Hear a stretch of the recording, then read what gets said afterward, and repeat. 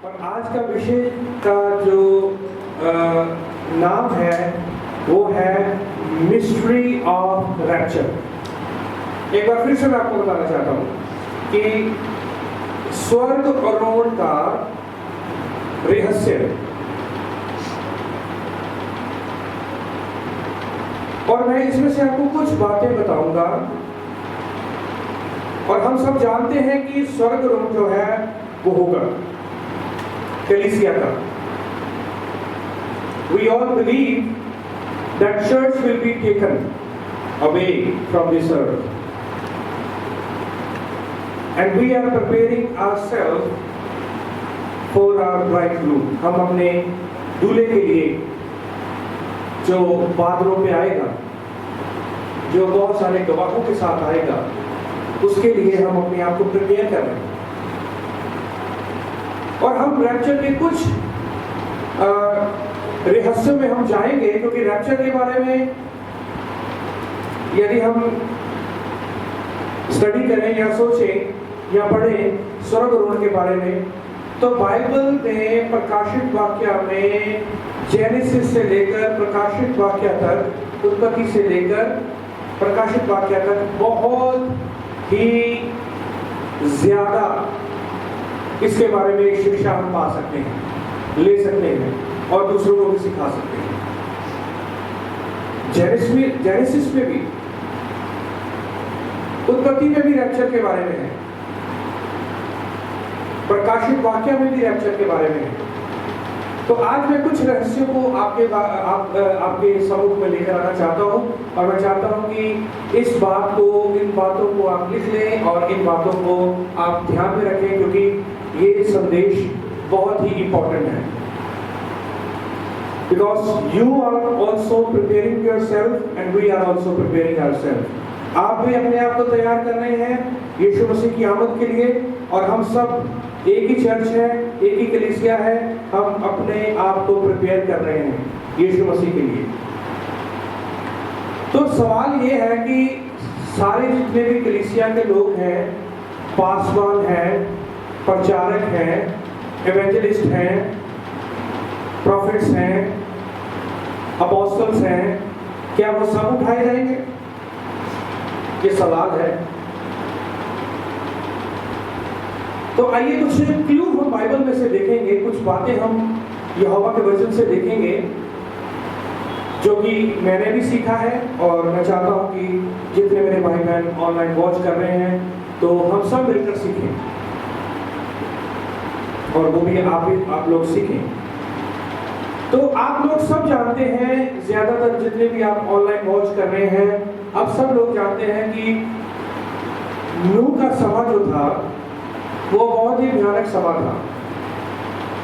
पर नूह जो था वो अपने समय में बहुत धर्मी व्यक्ति था। उत्पत्ति जब आप पढ़ेंगे 6 अध्याय में, जल प्रलय आया तो कैसे सारी दुनिया जो थी वो तबाह हो गई। पर यहोवा का वचन बताता है कि नूह और उसका परिवार जो था वो बचाया गया। पर नूह से पहले लेमक जो था उसका बाप वो भी था, और लेमक का जो बाप जो था वो था मेथुशला। तो मेथुशला का जो मेथुशला ने जन्म दिया लेमक को, और लेमक ने नूह को, और नूह जो था उसने 3 बेटों को जन्म दिया, उसके द्वारा जन्म दिया, और उसका नाम था शेम, हाम और जाफेत। 3 बेटे पैदा हुए। तो जब हम नूह की पीढ़ी को देखते हैं और हम आदम की पीढ़ी को देखते हैं, उसको हम उत्पत्ति 5 अध्याय में उसके बारे में देखते हैं। पर उसमें एक व्यक्ति जो था, जो कि नूह का फोरफादर्स था, उसका नाम था हेनोक। आप उत्पत्ति 5 अध्याय में उसके बारे में देखेंगे। मैं चाहता हूं कि हेनोक के बारे में थोड़ा सा हम देखें कि यदि हम रैप्चर के बारे में सीख रहे हैं आज, या हम स्वर्ग आरोहण के बारे में हम देख रहे हैं, तो हम देखेंगे कि हेनोक जो था वो उठाया गया। हुआ तो उसका रैप्चर, वो उठाया गया। तो वो उसको हम कहाँ पर पाते हैं? उत्पत्ति 5 अध्याय और उसका 21 वचन, 21, 22, 23 वचन में लिखा है, जब हनोक 65 वर्ष का हुआ तब उससे मेथुशला का जन्म हुआ। मैंने आपको बताया था ना कि मेथुशला से लेमक आया और लेमक से कौन आया? नूह आया। तो यहाँ पर देखना तो मेथुशला का बाप कौन था? वो था हनोक। हनोक 65 वर्ष का हुआ तब उससे मेथुशला का जन्म हुआ। मेथुशला के जन्म के पश्चात हनोक 300 वर्ष तक परमेश्वर के साथ साथ चल रहा था और उसके और भी बेटे बेटियां उत्पन्न हुए। इस प्रकार हनोक की कुल आयु 365 वर्ष की हुई। हनोक परमेश्वर के साथ साथ चलता था। 24 वचन, वर्ष 24, हनोक परमेश्वर के साथ साथ चलता था, फिर वह लोप हो गया क्योंकि यहोवा ने उसे उठा लिया। इलोहिम ने, यहोवा ने उसे उठा लिया। तो यहाँ पर हम देखते हैं, आप सब बिलीव करते हैं और मैं भी बिलीव करता हूं कि हनोक जो था उसका रैप्चर हो गया। उसका क्या हो गया? रैप्चर हो गया, उसका स्वर्ग रोहण हो गया। और जब वो उठा लिया गया और उसके वंश से ही मेथुशला के द्वारा जो था वो लेमक पैदा हुआ और लेमक के द्वारा जो है वो नूह पैदा हुआ। और नूह जो था वो रह गया, ठीक है। नूह जो था वो रह गया, पर उसके दादा परदादा जितने वो धर्मी लोग थे जो यहोवा का भय मानते थे वो चले गए। उनमें से हनोक जो था उसका स्वर्गरोहण हो गया, क्योंकि हनोक भी बहुत 100 साल जिंदा रहा। मेथुशला जो था 989 साल जो था वो 989 इयर्स उसका वो जिंदा रहा। और उसकी जीवन हम देखते हैं सबसे ज्यादा उम्र जो थी वो मेथुशला की थी, और वो भी धर्मी व्यक्ति था।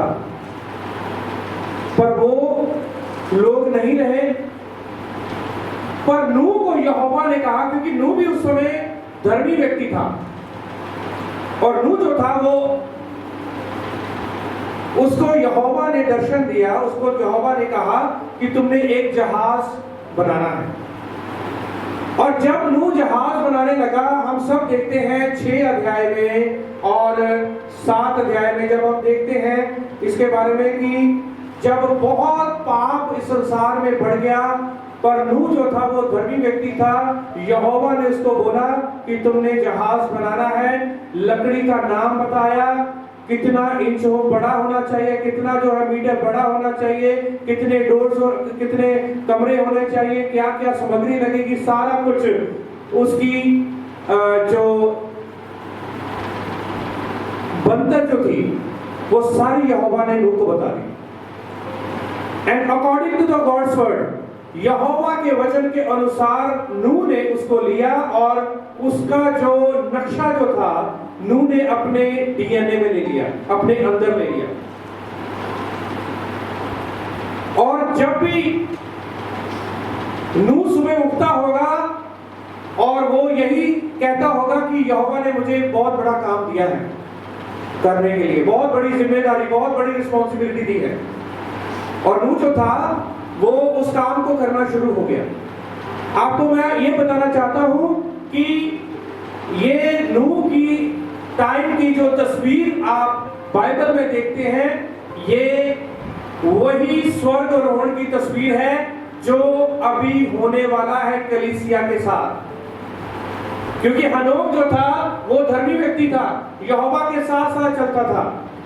आगे जितने भी लोग आए, मेथुशला था, ये सारे जो थे वो धर्मी लोग थे, पर ये चले गए, पर नूह रह गया। नूह भी तो धर्मी था, नूह भी उठाया जा सकता था हनोक की तरह, पर नूह उठाया नहीं गया, पर कि यहोवा ने नूह को रखा। तो इसका मतलब क्या है? क्या इसकी और तस्वीर हम देख सकते हैं बाइबल में?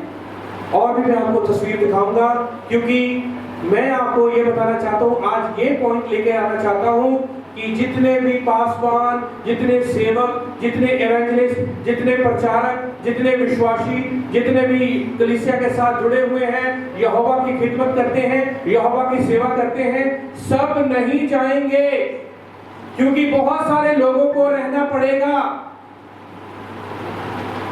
बहुत सारे, क्योंकि मैं आपको बाइबल से आज प्रूव करूंगा कि बहुत सारे लोगों को रहना पड़ेगा। और इसका मतलब ये नहीं है कि जो लोग रह जाएंगे वो नरक में जाएंगे, ऐसा कुछ नहीं है। यदि यहोवा की कलीसिया है, यीशु मसीह की कलीसिया है, आपने यीशु मसीह को ग्रहण किया है अपना उद्धारकर्ता करके, आप यहोवा की खिदमत कर रहे हैं, प्रचारक हैं, पासवान हैं, यदि आप रह गए, यदि कोई भी हम में से रह गया, तो ये ना सोचे कि पता नहीं हम नरक में जाएंगे, या कोई हमारे लिए अब कोई वे नहीं है, हमारे लिए कोई रास्ता नहीं है। मैं और आप यदि वहां पर रह गए, ट्रिबुलेशन में, परसिक्यूशन में, उस कलेश में यदि हम रह गए, तो हमें एक मकसद के लिए रखा जाएगा, ताकि हम उन लोगों को यहोवा का, यीशु मसीह का वचन सुनाए, जो लोग यीशु मसीह को ग्रहण नहीं किया, जो लोगों ने यीशु मसीह को अपना उद्धारकर्ता करके ग्रहण नहीं किया, क्योंकि उनके पास एक और चांस होगा। और ये पूरी तस्वीर मैं आपको बताना चाहता हूं कि नूह की तस्वीर जो है वो पूरी की पूरी वही है। मेतुशेलह भी चला गया, लेमक भी चला गया, हनोक भी चला गया, वो जिंदा उठाया गया, वो भी धर्मी था। तो बाइबल में लिखा है यहोवा ने नूह को बोला कि तुमने जहाज बनाना है। आज मेरे प्रियो, आप जितने भी सेवक लोग हैं, जितने विश्वासी लोग हैं, जितने भी आप गवाहियां दे रहे हैं, प्रचार कर रहे हैं, यहोवा की खिदमत कर रहे हैं, आप वो जहाज बना रहे हैं जिसमें सवार होकर के लोग जाएंगे और वो बच जाएंगे। वो आप बहुत सारे लोगों के लिए आशीष और बरकत का कारण है। आप बहुत सारे लोगों के लिए आशीष और बरकत का कारण है। क्यों? क्योंकि आपके पास सुसमाचार है, आपके पास जो है यीशु मसीह है। तो आप यीशु मसीह के नाम में, अब यीशु मसीह के नाम को आप लोगों के पास आप लेके जा रहे हैं।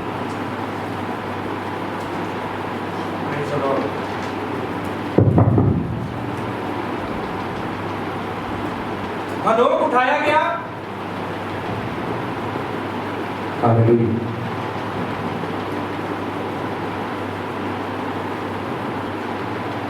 हनोक उठाया गया और नूह जो था वो रह गया। उससे पहले काफी धर्मी लोग जो थे वो चले गए, पर नूह रह गया। ऐसा ही होगा मेरे प्रियो, क्योंकि ये न्यू टेस्टामेंट में नए नियम में भी मैं आपको ये बताऊंगा कि लोग रह जाएंगे और कई उठाए जाएंगे। एक और हम तस्वीर देखेंगे, एक स्वर्गारोहण की, क्योंकि आज हम स्वर्गारोहण के बारे में, रैप्चर के बारे में देख रहे हैं। तो रैप्चर जो है वो यहाँ पर हनोक का हो गया, पर नूह को रहना पड़ा। नूह को क्यों रहना पड़ा? नूह को इसलिए रहना पड़ा क्योंकि उसने यहोवा के वचन को, यहोवा के कलाम को लोगों तक पहुंचाना था, क्योंकि उसने जहाज तैयार करना था।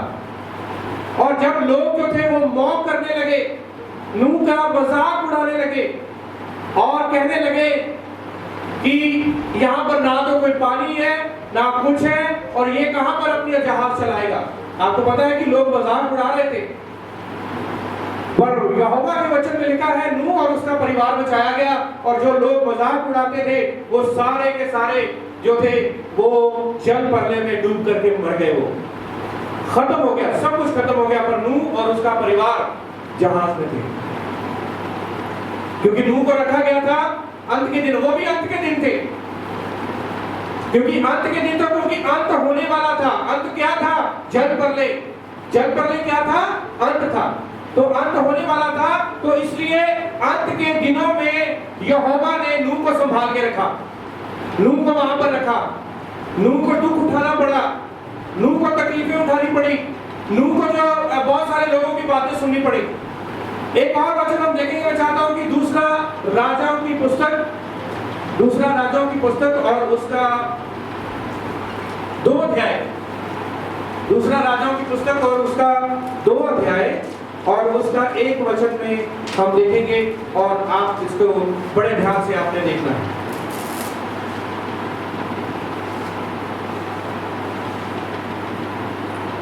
लिखा है एक वचन में, जब यहोवा एलिया को बवंडर के द्वारा स्वर्ग में उठा लेने को था, तब एलिया और अलीशा दोनों संग संग गिलगाल से चले।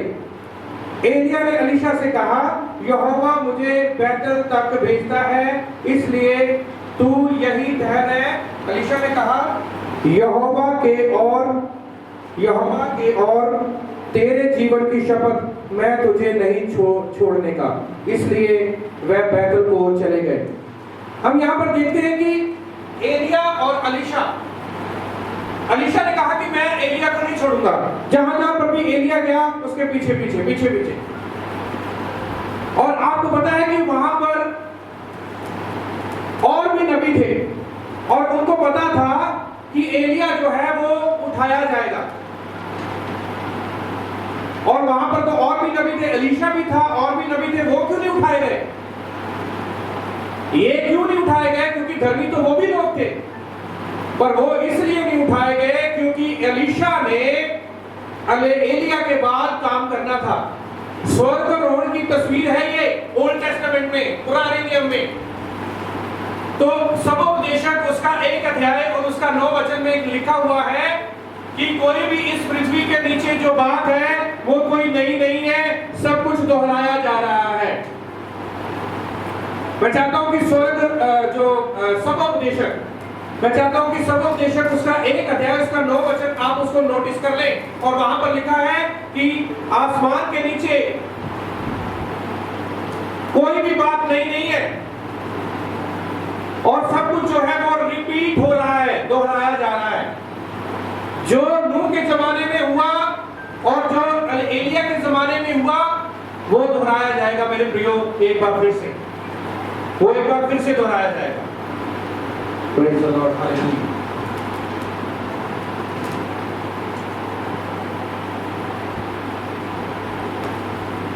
तो यहां पर हम ये इस बात को हम देखते हैं कि एलिया अलीशा जो था वो एलिया के साथ साथ था, वो साथ साथ जा रहा था। गिलगाल को गए, बैतल को गए, और भी जगहों पर गए। तो एलिया ने अलीशा से कहा, मांग तू क्या मांगना चाहता है? ठीक है, एक बार फिर से रिपीट करना चाहता हूं कि तू क्या मांगना चाहता है? तो अलीशा ने पता क्या कहा, मुझे दुगना मसा चाहिए। जितना तुम्हारे पास मसा है उतना उससे दुगना मुझे मसा चाहिए। पर एलिया ने पता क्या कहा, यदि तू मुझे स्वर्गारोहण होते हुए देख लेगा, यदि तू मुझे स्वर्ग जाता हुआ देख लेगा, तो वाकई में तुम्हारे ऊपर वो दुगना मसा आएगा। Praise the Lord. और आपको मैं बताना चाहता हूं कि अलीशा ने एलिया को नहीं छोड़ा, और जहां जहां पर भी एलिया जा रहा था पीछे पीछे, जहां पर भी एलिया जा रहा था अलीशा पीछे पीछे, क्योंकि एलीशा को पता था कि मेरा गुरु जाने वाला है, मेरा जो पासवान जो है वो जाने वाला है, पर मुझे रहना पड़ेगा। उसने ये नहीं कहा कि जब तू उठाया जाएगा तो मुझे मैं चाहता हूं कि मैं भी तेरे साथ जाऊं। उसने ये ऐसा नहीं बोला। उसने कहा कि मुझे दुगना मसा चाहिए। आज पासवानों की क्या बात होती है, आज विश्वासी क्या मांग रखते हैं। पासवान के पास जाते हैं और पासवान से कहते हैं कि पासवान जी हमारे बैंक बैलेंस हो जाए, हमें ये मिल जाए, हमें वो मिल जाए, हमें इस संसार में जितनी खुशियां हैं, जितनी जो प्रॉस्पेरिटीज हैं वो मिल जाए, हमारा नाम मशहूर हो जाए, ऐसा हो जाए, वैसा हो जाए। ऐसी बातें करते हैं। कोई भी हमें पैसे की दिक्कत ना आए, ऐसी बातें जाकर अपने पासवान के साथ रखते हैं। कभी कोई ऐसा व्यक्ति है जो कहता है अपने पासवान को जा करके कि मुझे दुगना मसा चाहिए, मुझे सामर्थ चाहिए, मैं यहोवा का काम करना चाहता हूँ, मैं यहोवा का काम करना चाहती हूँ, मैं यीशु मसीह के वचन को आगे फैलाना चाहता हूँ। पास्टर जी मेरे ऊपर हाथ रखिए, मेरे ऊपर प्रार्थना कीजिए ताकि मैं आगे बढ़ूं, मैं यहोवा के नाम को मैं ऊंचा लेकर जाऊं। पर जब कभी भी ज्यादातर विश्वासियों की यही मांग होती है, मुझे ये चाहिए, मुझे वो चाहिए, अपनी मांगे जो है वो रखते हैं। पर मेरे प्रियो, अलीशा को पता था कि मुझे दुगने मसीह की जरूरत है, क्योंकि मेरा गुरु जब चला जाएगा उसके बाद मुझे काम करना है। ये दूसरी तस्वीर बता रहा हूं मैं, ये दूसरी तस्वीर बता रहा हूं कि बहुत सारे लोगों को रहना पड़ेगा यहोवा का काम करने के लिए। कोई नया नहीं है, सब कुछ रिपीट हो रहा है। जो नूह के जमाने में हुआ था, अभी यहाँ पर एलिया के टाइम में वो रिपीट हो रहा है। एलिया उठाया गया, एलीशा रह गया। और जब नबियों ने, भविष्यवक्ताओं ने ये देखा कि एलीशा जो है उसके ऊपर तो एलिया का मसा आ गया, उसके ऊपर किसका मसा आ गया? एलिया का मसा आ गया। Praise the Lord, hallelujah. तो मेरे प्रियो, ये रैप्चर की मिस्ट्री, रहस्य बता रहा हूं मैं आपको। ज्यादातर प्रचार होता है कि रैप्चर में सब लोग उठाए जाएंगे, बट बिब्लिकली मैं आपको बता रहा हूं कि रैप्चर में सारे लोग नहीं उठाए जाएंगे।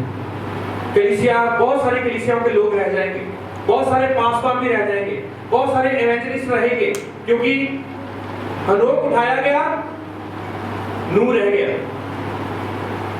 एलिया उठाया गया, एलीशा रह गया। अब और तस्वीर दिखाऊं मैं आपको, नए नए में चलेंगे। मैंने आपको दो तस्वीरें ओल्ड टेस्टामेंट में मैंने आपको दिखा दी। अब हम नए नए में चलना चाहूंगा कि मत्ती उसका 24 अध्याय को हम देखेंगे। मत्ती उसका 24 अध्याय और उसका 40 वचन में हम चलेंगे। मत्ती उसका 24 अध्याय, बहुत जल्दी में खत्म करने लगा हूं। मत्ती उसका 24 अध्याय और उसका 40 वचन।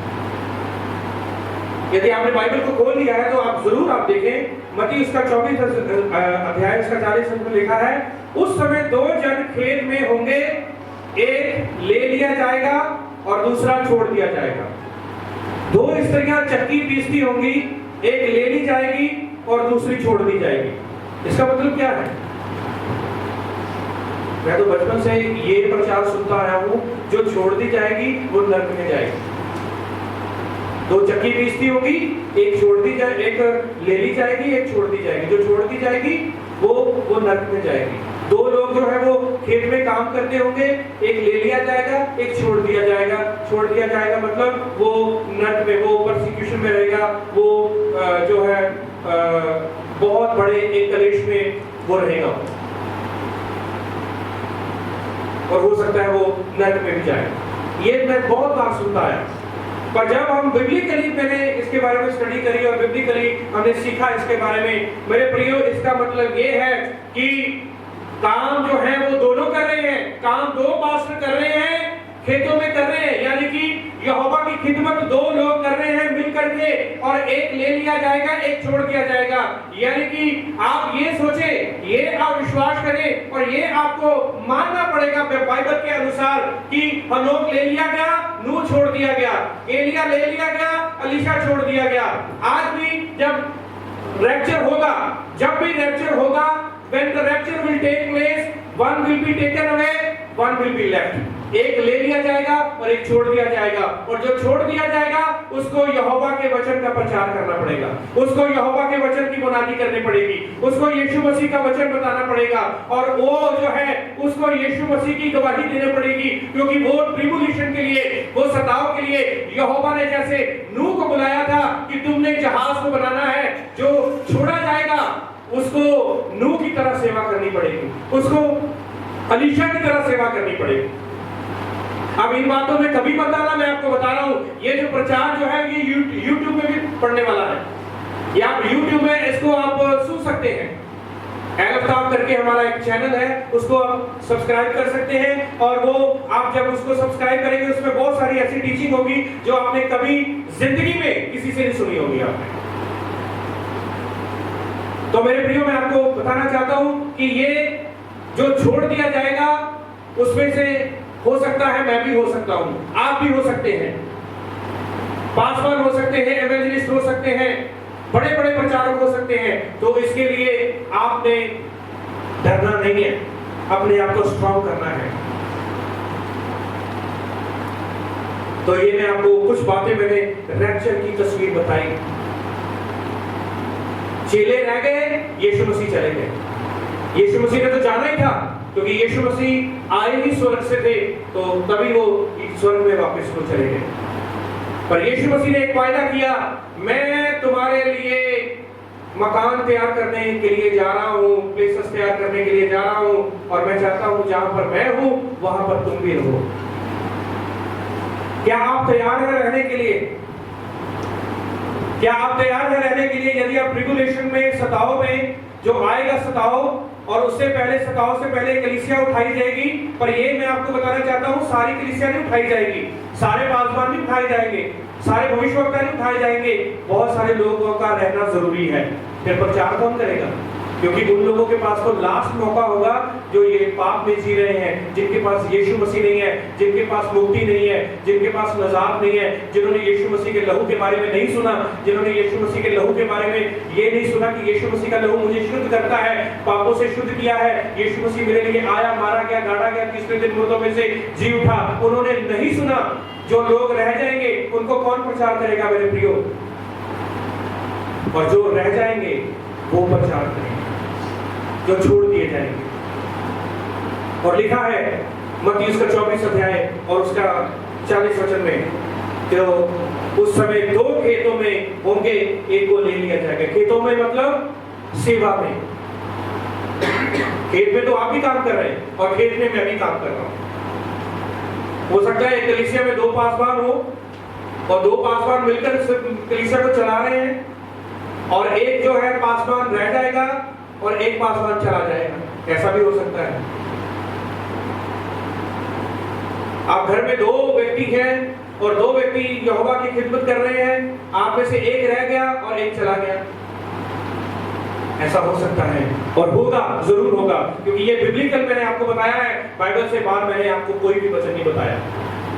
और सबोपदेशक, एक बार फिर से मैं बताना चाहता हूं, सबोपदेशक 1 अध्याय उसका 9 वचन आप नोट कर ले, और वहां पर लिखा हुआ है कुछ भी नया नहीं है, सब कुछ रिपीट हो रहा है, और ये सब कुछ रिपीट होगा फिर से। जो नूह के जमाने में हुआ वो भी रिपीट होगा, जो एलिया के साथ हुआ वो भी रिपीट होगा। तो यहोवा इस वचन के द्वारा आप सबको आशीष और बरकत दे।